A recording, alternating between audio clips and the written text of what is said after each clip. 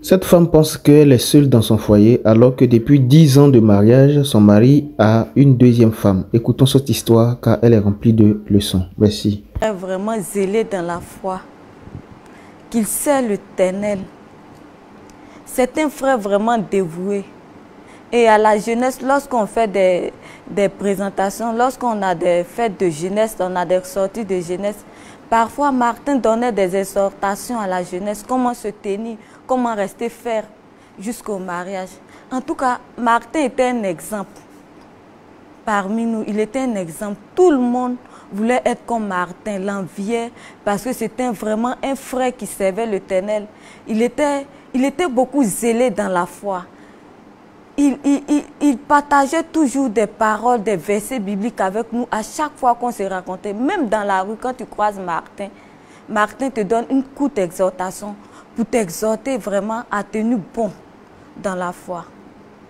Et comme vous le savez chez nous, le copinage n'existe pas. Quand on aime une sœur ou un frère, on approche cette sœur-là, on lui fait part de nos sentiments. C'est ainsi que Martin est passé par mon ami, il lui a fait part de mes sentiments. Et mon ami en question est venu me voir. Après, le président de la jeunesse a suivi. Il est venu me faire part des sentiments que Martin avait pour moi. Et nous avons commencé à cheminer ensemble. Jusqu'à ce que la dot se fasse. Avant la dot, Martin voulait que je couche avec lui. Mais je lui ai fait savoir que je ne voulais pas. Parce que la Bible ne nous montre pas, ne nous dit pas de passer à l'acte avant le mariage. Donc j'essayais de cotiser, de lui faire comprendre que nous devons nous marier avant de passer à l'acte. Et il a tout de suite compris, il a aménagé les choses pour que nous fassions la dot. Nous sommes allés devant les parents, nous avons fait la dot. Et là, Martin, le jour même de la dot, Martin m'a dit, il m'a dit qu'il ne voulait pas qu'il y ait beaucoup de photos pendant la dot.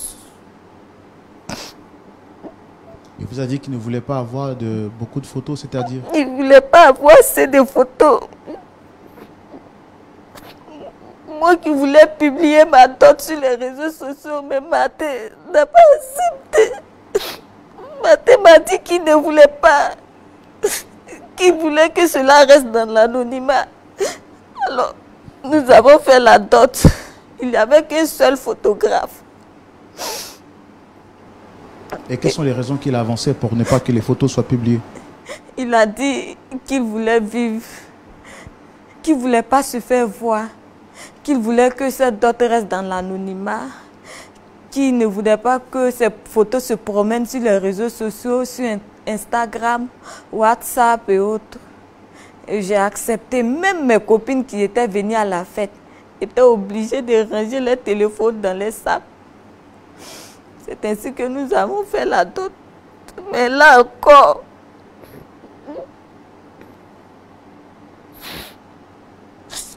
après la dot, Martin a demandé à ce que je vive avec lui, ce qui n'est pas faisable. Et j'ai accepté de vivre avec Martin. Et un jour comme ça, j'étais dans la cuisine en train de faire la cuisine. Mais quand vous avez fait la dot, ce qui est le mariage traditionnel chez nous dans les pays africains, oui. Vous n'aviez pas de projet de vous marier religieusement devant les autorités? On avait des projets. Martin m'avait promis qu'après il allait faire le mariage religieux, le mariage civil, que je devais patienter. À chaque fois quand je lui rappelais, Martin, c'est comment pour le mariage? Il me disait, il faut patienter ma chérie, je veux faire un mariage, un grand mariage, digne de ton rang. Est-ce qu'après la dot, vous avez une date exactement bien précise qui avait été fixée? Parce que généralement, tout est question de planification. Est-ce que vous vous êtes dit, en tant que jeune couple, quand on finit de faire la dot, on veut faire le mariage dans 6 mois, ou dans 2 ans, ou dans 3 ans? Est-ce que vous aviez un planning bien déterminé? Oui. Martin m'a dit que nous allons faire le mariage religieux et civil dans 6 mois. Et lorsque les 6 mois sont arrivés, J'ai rappelé à Martin, il m'a dit, attends ma chérie, je vais faire un mariage digne de ton rang. Et j'ai commencé à patienter. Même à l'église, les mamans m'approchaient pour dire que ma fille, depuis que tu as fait d'autres là, mariage là, c'est comment? Je dis, ah, mon mari dit de patienter qu'il va faire un grand mariage. Et j'ai commencé à me plaindre. Et il y a une maman, je suis allée voir une maman de l'église. J'ai dit, ah maman, voici mon problème que je traverse. Depuis que je suis venue dans ce foyer-là, mon mari ne veut pas faire le mariage religieux ni civil. Il est là, il tourne autour du pot. Il dit qu'il veut faire un mariage grand. Cette maman-là m'a dit que, ah ma fille, tu es déjà là-bas. Tu as peur de quoi? Les hommes n'aiment pas le stress. En faisant ça là, tu es en train de le stresser. Arrête de le stresser, ça va venir. Sois calme, sois tranquille. J'ai dit, ok maman, j'ai compris. J'étais dans ça. Je vivais avec lui, avec Martin. Tout doucement, j'ai commencé à comprendre et j'attendais ce jour qui disait un mariage grand. J'attendais ce jour avec impatience. Et puis, un matin, j'étais dans la cuisine. Je faisais la cuisine comme une bonne épouse. Et j'ai reçu un message sur WhatsApp. J'ai pris mon téléphone et j'ai regardé. J'ai vu une photo. Une amie m'a envoyé une photo où mon mari était assis et il était habillé en tenue traditionnelle. Et sur la photo, il y avait un message qui disait comme ça que merci chérie de m'avoir honoré devant mes parents, devant mes amis. Je suis fière d'être ta compagne. J'ai dit mais attends. J'ai tiqué. Frère Roland, je me suis sentie indignée. Je me suis sentie rabaissée. Mais j'ai pris force parce que mon mari était au travail. J'attendais à ce qu'il rentre pour lui montrer la photo. Sur la photo, il était avec qui exactement? Il était avec une dame. Et lorsqu'il est rentré, je lui ai montré la photo. Tenez-vous bien que mon mari a dit que il m'a fait comprendre qu'il était à un tournage et que c'était une mise en scène et que c'est après le tournage qu'il a pris ses photos avec la dame. Et il m'a même exhorté avec des versets bibliques pour me dire que non, tu es soumise, reste soumise, on ne fouille pas. Il a dit non, mes chéris, je ne l'ai pas fait. C'est une amie qui m'a envoyé la photo. Il dit non, laisse, que tu sais que les jeunes de maintenant, là, quand vous êtes mariés, qu'il y a ta camarade qui n'est pas mariée, elle te jalouse. Elle convoit ton foyer. Donc du coup, elles sont là, elles créent des histoires pour détruire ton foyer. Donc ne fais pas attention à ça.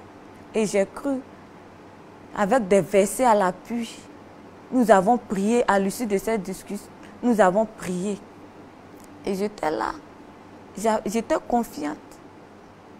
Une semaine après, ma camarade m'écrit encore sur WhatsApp pour me demander, mais la photo que je t'ai envoyée là, c'est comment? Qu'est-ce que ton mari a dit? J'ai dit non, laisse tomber, c'est faux, que mon mari ne peut pas faire ça. Elle me dit non. Viens, on va vérifier. J'ai dit mais non, mon mari ne peut pas me faire ça. Elle me dit viens, qu'on parte vérifier. Je dis mais il m'a déjà dit qu'il n'a pas fait, que c'était un montage et tout. Elle dit viens, allons vérifier. S'il savait que ton mari ne t'a pas trompé, Dieu merci. S'il l'a fait, au moins tu sauras à qui tu as affaire. À vrai dire, au début, je ne voulais pas partir. Mais elle m'a tellement convaincue qu'elle a tout de suite organisé une rencontre entre moi et cette dernière. Parce que c'était son amie aussi. On avait une amie en commun. Et c'est avec elle qu'elle a vu les photos. Donc elle a fait capture. Et puis elle a vu les photos où exactement? Elle a vu les photos sur, comment on dirait, sur Facebook. Et c'est là-bas qu'elle a fait les captures. Et puis elle m'a envoyé les photos. Et je suis partie. Et vous avez rencontré cette dame en question? Oui. Et qu'est-ce qu'elle vous a dit?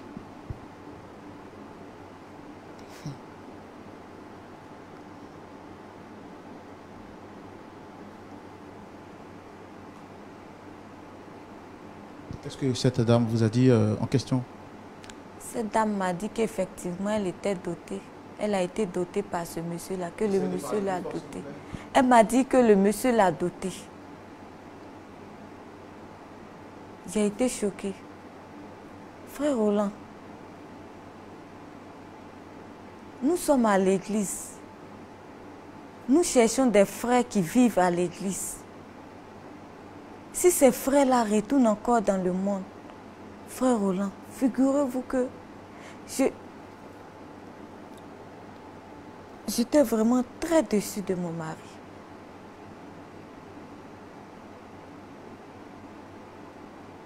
Est-ce que vous avez essayé d'en parler à votre pasteur, puisque vous nous avez dit que vous êtes rencontrés dans le cadre de votre rassemblement religieux? Est-ce que vous avez parlé de cela à votre pasteur?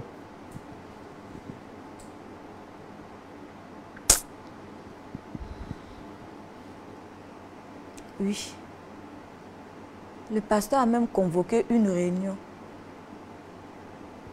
Mais il n'est jamais venu. Il n'est jamais venu. Et à chaque fois, quand le pasteur veut venir à la maison, il ne restait jamais là. Il était tout en parti. Il a toujours refusé d'affronter le pasteur. C'est pourquoi j'ai décidé de venir ici. Pour lui tenir tête. Parce que je veux parler avec lui. Il refuse. Quand les responsables de l'église viennent, il refuse. Toute tentative de discuter, il refuse. D'accord, d'accord. Je comprends cette situation que vous vivez. Elle est vraiment difficile à vivre. Et tout ce que moi je peux vous dire, c'est que le Seigneur vous fortifie. Amen. Et qu'au soir de notre échange, vous repartez avec beaucoup de sourires. On espère que cette histoire aura une fin heureuse. C'est tout ce que nous on vous souhaite. Comme vous avez souhaité rencontrer votre mari, comme vous l'avez dit, ainsi que l'autre dame en question, on va d'abord faire venir votre mari et par la suite l'autre dame. Pasteur Tchoumou, voici donc l'histoire à laquelle nous avons affaire aujourd'hui.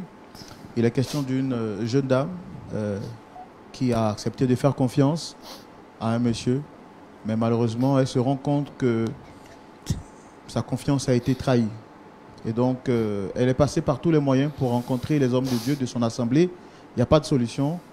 Elle se dit qu'au moins, sa point d'accord, elle peut avoir quand même une issue favorable. C'est pourquoi elle est avec nous. On va recevoir son mari avec votre permission. Ok. D'accord. Public, merci de recevoir notre deuxième invité, s'il vous plaît.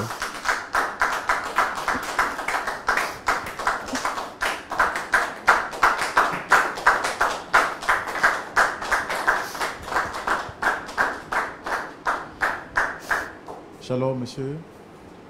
Bonsoir.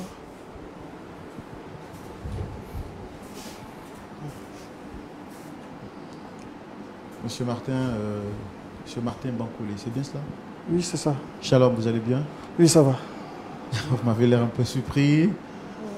Bienvenue sur le plateau de Point d'accord. Comme j'aime si bien le faire aussi, hein, vous êtes très bien habillé, avec une très belle tenue africaine. Je suis le frère Roland. En face, vous avez le pasteur Jean-Yves Tchoumou et des frères et sœurs qui participent aujourd'hui avec nous à cette émission. Et puis, cette très belle dame qui est juste en face. Oui, Je voudrais vous demander, est-ce que vous la reconnaissez? mais je la connais, bien sûr que je la connais. C'est ma femme. Chérie, qu'est-ce qui se passe? Hein? Martin, je t'ai fait quoi? Martin, qu'est-ce que je t'ai fait pour mériter ça? Attends, Martin, bon. qu'est-ce que je t'ai fait? Je ne comprends pas. Je ne sais pas. Qu'est-ce que je t'ai fait? Est-ce que tu comprends combien de fois c'est douloureux d'une fille d'offrir sa virginité à son premier homme qui se comporte de la sorte? Écoutez, je ne savais pas que c'était pour... Tu étais mon premier homme. Écoute, chérie. Écoutez, est-ce que tu le sais au moins? écoute, s'il te plaît, je ne savais pas que c'était pour ça. Monsieur, Je t'ai donné ma virginité, Martin. monsieur, ma femme traverse actuellement une étape très difficile de sa vie. Elle fait une dépression et on a perdu un enfant, ça fait de cela 2 semaines. Mais c'est pas pour ça que tu vas venir ici. Arrête, arrête. Vraiment, je ne sais pas, excusez-nous, excusez, s'il te plaît, tu vas te lever et puis on va partir. On ne va pas venir exposer notre vie sur un plateau de télé quand même. Laisse-moi! Tu penses que quoi? S'il te plaît, il faut te lever. Laisse-moi. Je ne me lève pas. Laisse-moi m'exprimer au moins. Tu penses que je suis très lucide. Je ne suis pas folle. Il y a quoi? Je connais très bien la couleur de ta chemise. Laisse-moi m'exprimer au moins. Monsieur, je ne comprends absolument rien. D'accord, ce qu'on va faire, moi je souhaite que vous puissiez vous rasseoir pour qu'on échange tranquillement. Vous avez dit qu'elle souffre d'une dépression, elle dit qu'elle n'est pas déprimée. Moi je souhaite que vous asseyez Je pour suis qu'on très puisse lucide. discuter tranquillement et puis trouver une issue favorable. Ah, D'accord? parce que vous allez commencer à discuter, vous aussi, sur ça. C'est ma femme, je la connais. Je vous dis que ma femme fait une dépression en ce moment. C'est ma femme, je la connais. Et là, nous avons perdu un enfant. Je sais que c'est douloureux, mais on n'a pas besoin de venir exposer notre vie sur un plateau de télévision, s'il vous plaît. Je comprends, monsieur, c'est votre droit et je suis d'accord avec vous. Je pense que la raison pour laquelle vous devez quand même l'écouter, si vous dites qu'elle souffre d'une dépression, je propose que vous puissiez quand même écouter ce qu'elle a dit. Et puis ensemble, on verra dans quelle mesure on peut l'aider. Vous, en tant que... Mais l'aider comment? C'est ma femme, donc si je dois l'aider, je la prends et puis on va à la maison. S'il te plaît, tu te lèves, on rentre à la maison. Non, tu te lèves, on rentre à la maison. Laisse-moi parler. Laisse-moi m'expliquer. Lève-toi, on va rentrer, je ne veux pas d'histoire. Monsieur, excusez. S'il vous plaît, asseyez-vous. Vous avez quand même répondu à notre invitation, s'il vous plaît, asseyez-vous.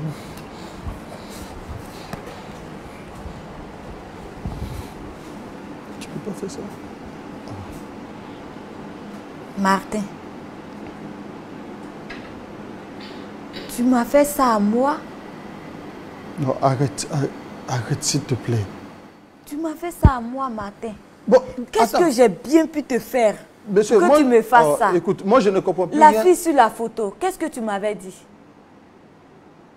Tu m'avais dit que c'était une mise en scène. Martin. Qu'est-ce que vous lui reprochez exactement? Il est là maintenant, je pense que vous devez lui dire. Oui. Qu'est-ce que tu me reproches? C'est quoi le problème au juste? Martin, tu as doté une deuxième femme. La femme sur la photo. La fois passée, quand je t'ai montré la photo, qu'est-ce que tu m'as dit? Tu m'as fait comprendre que c'était une mise en scène et que tu étais allé à un tournage. Mais attends. C'est quelle histoire ça, monsieur? Martin. Mais je ne comprends plus rien. Mais la fille sur la photo, c'est bien un tournage? Écoutez, nous avons fait un tournage. J'ai pris une photo avec une jeune fille. Vous êtes animateur, c'est ça? Animateur ou bien présentateur, je ne sais pas. Mais souvent, vous prenez des photos. Bien sûr. Vous êtes marié, s'il vous plaît? Bien sûr. Quand vous prenez des photos, il y a des filles qui prennent des photos avec vous? Bien sûr. Votre femme, elle fait un scandale pour ça? Non, est-ce que votre femme fait un scandale pour ça? Juste un tournage que nous avons fait, on finit, la fille me demande une photo pour des souvenirs. Mais est-ce que pour ça, on doit venir exposer sa vie privée sur un plateau télé? Non, écoute, tu me déçois là. Pour une simple photo, venir exposer sa vie privée sur un plateau télé. Attends, tu me connais? Tu me connais, tu sais qui je suis? Monsieur, vous êtes chrétien? Bien sûr. Vous êtes chrétien? Oui. Vous êtes sûr que vous êtes chrétien? Je suis chrétien. Depuis l'âge de 13 ans, je vais à l'église. Mes parents m'ont toujours conduit à l'église. Et j'ai toujours suivi la voie de Dieu. Attends, j'ai doté cette femme. Je l'ai dotée. Mais comment est-ce que je t'ai dotée? Tu as expliqué ça au moins? Comment est-ce qu'on me prend à l'église? Tu as expliqué ça au moins? Je suis un chrétien. Je sais l'Éternel. Et dans mon église, on me connaît, on sait qui je suis. Tous les pasteurs me connaissent. Mais comment est-ce que toi et moi, nous sommes connus? Attends, je ne sais pas, pour une simple photo, tu viens exposer ma vie comme ça, à la face du monde entier, c'est ça? Réponds, dis-moi quelque chose. C'est pour une simple photo que tu exposes ma vie? Bon, moi, je ne sais pas qu'est-ce que vous êtes en train de fabriquer, mais ça ne me regarde pas. Je ne vais pas exposer ma vie privée ici. Tu vas te lever et puis nous allons rentrer. Parce que là, elle ne peut plus parler. Vous-même, vous le constatez. Mais attends, qu'est-ce qui se passe? Qu'est-ce qui se passe? Pour une simple photo. Et je t'ai toujours dit, arrête d'écouter ce que les autres racontent. Je t'ai toujours dit, je t'ai toujours mis sur le droit chemin. Je t'ai toujours demandé, qu'est-ce qu'on fait quand ça ne va pas? La prière. C'est ce que j'ai toujours dit à ma femme. Même chaque jour, on lit. Ce matin, avant de sortir de la maison, qu'est-ce qu'on a fait? Qu'est-ce qu'on a fait? Réponds, qu'est-ce qu'on a fait? C'est la Bible. Toujours la Bible, rien que la Bible. Suivre la parole de Dieu. Et votre vie est centrée uniquement que sur la parole de Dieu? Ma vie est centrée uniquement que sur la parole de Dieu, monsieur. Parce que je suis un chrétien. Je crois en Dieu et je fais ce que Dieu me demande de faire. Donc vous êtes en train de nous dire que ce qu'elle nous a dit sur ce plateau est vraiment faux? Je ne sais pas qu'est-ce que ma femme vous a raconté. Mais si c'est pour une histoire de photo, la photo, j'étais parti. Nous sommes partis en tournage. On a fini le tournage. Mais on prend des photos avec tout le monde. On prend des photos avec tout le monde, n'est-ce pas? Alors, le souci, il est où? Je suis déçu de toi, sincèrement. Je suis déçu de toi. Et là, tu ne peux même plus parler. Attends, tu es sûr que ça va? Parle, dis quelque chose. Dis quelque chose. Pour une simple photo. Pour une simple photo. On vient exposer ma vie comme ça, à la face du monde entier. Pour une simple photo. Mais attends, on est où là? D'accord. D'accord. En tout cas, nous, c'est, comme vous le savez, sur ce plateau, nous on vous reçoit pour vous écouter. Je pense que peut-être à voir l'expression faciale de votre épouse, peut-être qu'elle se rend compte d'une erreur qu'elle a eu à commettre. Mais c'est une erreur et c'est ce que les jeunes filles font maintenant dans les églises. Il suffit d'écouter juste, oui, on a vu ton mari ici, on a vu ton mari avec telle soeur, mais qu'est-ce que ton mari fait avec la soeur? C'est ton mari? C'est ton mari pour une simple photo? Et je vous dis, vous êtes animateur, vous animez quoi, je sais, mais je vous demande, dites à ces jeunes filles-là, parce que c'est ce qui se passe aujourd'hui dans nos églises, dites à ces jeunes filles d'arrêter d'écouter les autres. Vous êtes mariés, vous discutez avec votre mari à la maison de quelque chose qui ne va pas. On n'a pas besoin. Monsieur, si on expose votre vie privée comme ça sur un plateau télé, vous-même, ça va vous plaire? Non, ça va vous plaire? Répondez, ça va vous plaire? Ce n'est pas une exposition. Nous, c'est dans l'optique de vous aider à trouver une solution. Nous avons été sollicités pour avoir une solution par rapport à une situation difficile qu'elle trouve. Et notre rôle en tant que présentateur, c'est quoi? C'est de vous réconcilier. Mais ça, ce sont des choses qu'on peut en parler à la maison. Ce sont des choses qu'on peut en parler à la maison. D'après ce qu'elle nous a dit, les pasteurs de votre église ont tenté de vous rencontrer et vous n'êtes jamais venu. Est-ce que c'est faux là aussi? Parce qu'elle est venue ici en dernier recours et n'avait plus d'autre espoir. Monsieur, je travaille. Je dois nourrir ma famille, n'est-ce pas? Si je n'ai pas le temps pour aller rencontrer un pasteur, ça encore c'est un problème? Non, mais pourquoi je n'ai pas rencontré des pasteurs? Ça au moins aussi tu as expliqué. Mais je suis tout en partie. Je travaille.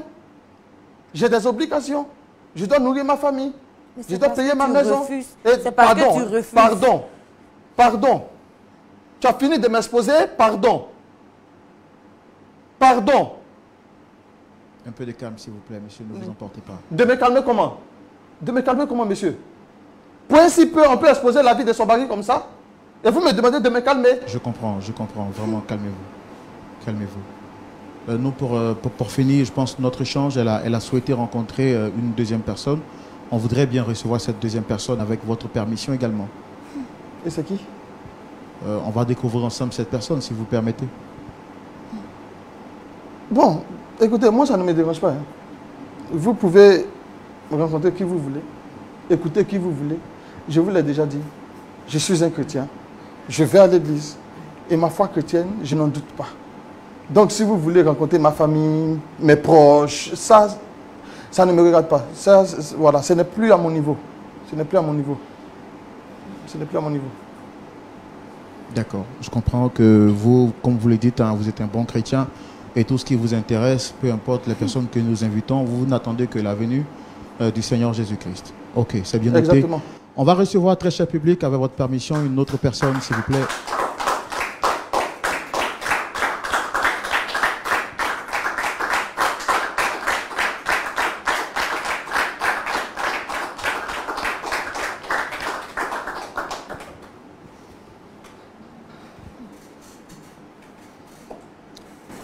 Dame Brigitte, c'est bien cela, Dame Brigitte?